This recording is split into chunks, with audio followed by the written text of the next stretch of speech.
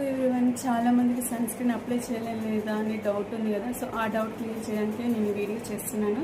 So sun screen గురించి తెలుసుకోవడానికి ముందు మన స్కిన్ ట్యాన్ గురించి తెలుసుకుందాము. సో ట్యాన్ ఎలా అవుతాము మనం?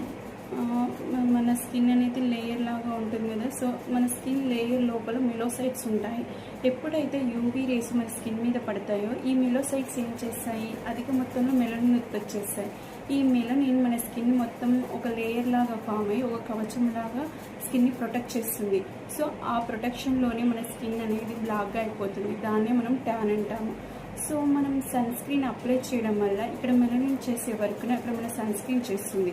సో సన్ స్క్రీన్ యూవీ రేస్ని స్కిన్ లోపలికి పోకుండా ఒక కవచం లాగా అడ్డుకొని స్కిన్ డ్యామేజ్ అవ్వకుండా చూస్తుంది.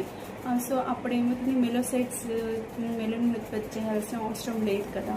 సో మెలనిన్ ఉత్పత్తి కాలేదు అంటే అక్కడ మనకు నల్లగా ఫామ్ అవ్వదు. మెలనిన్ చేసే వర్క్ని ఇక్కడ మనకు సన్ స్క్రీన్ చేస్తుంది కనుక ప్రతి ఒక్కరు సన్ స్క్రీన్ అప్లై చేసుకోవడం చాలా మంచిది. అంతేకాదు వంట చేసేటప్పుడు కూడా సన్ స్క్రీన్ అప్లై చేసుకోవడం వల్ల స్కిన్ అనేది డ్యామేజ్ అవ్వదు.